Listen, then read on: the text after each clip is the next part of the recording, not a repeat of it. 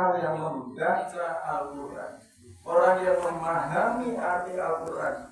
Setelah kita memahami arti Al-Quran, kita bisa mempraktekkan dalam kehidupan kita sehari-hari untuk bisa melaksanakan apa yang ada yang terkandung di dalam Al-Quran.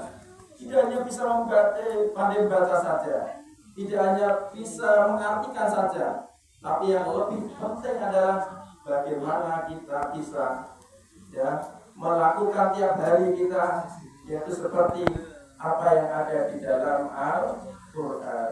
Artinya perbuatan kita harus baik, perbuatan kita harus sesuai dengan ajaran Rasulullah Muhammad SAW. Itu yang pertama adalah Al-Quran.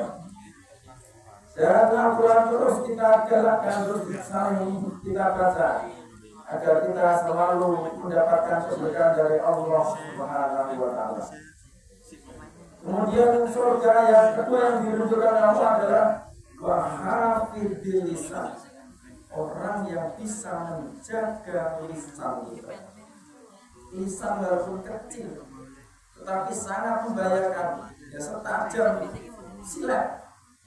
Maka kita harus hati-hati baik dalam bertutur kata, bertindak, berperilaku, semuanya kuncinya adalah lidah kita bisa kita tahan untuk selalu melakukan perbuatan-perbuatan baik, perbuatan-perbuatan yang baik, tidak boleh berkata-kata yang membahayakan bagi orang lain. Karena lidah ini adalah tergolong keselamatan kita adalah letaknya di lidah kita. Oleh itu lidah merupakan harus kita pergunakan untuk semestinya.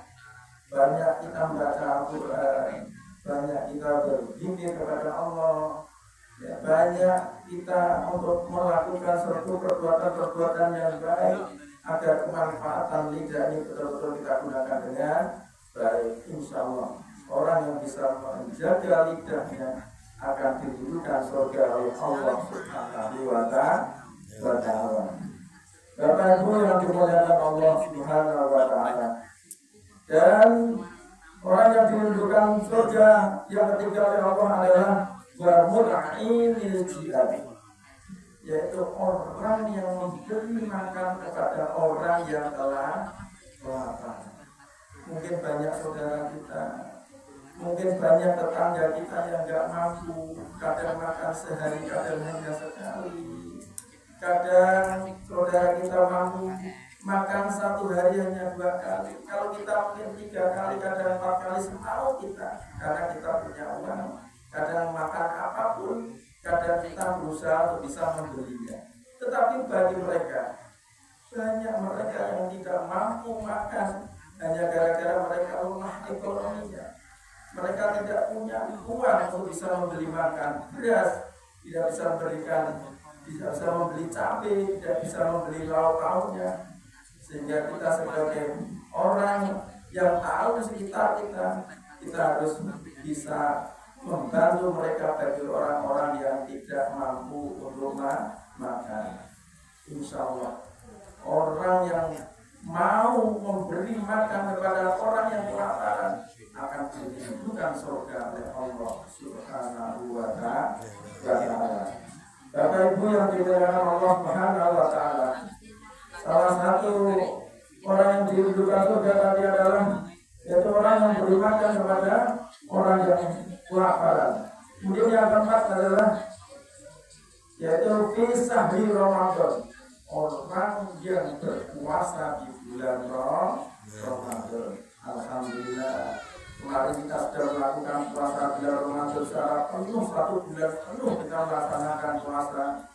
Insya Allah dosa-dosa kita akan diampuni oleh Allah Subhanahu wa Ta'ala manakala puasa kita betul-betul hanya karena Allah Subhanahu wa Ta'ala.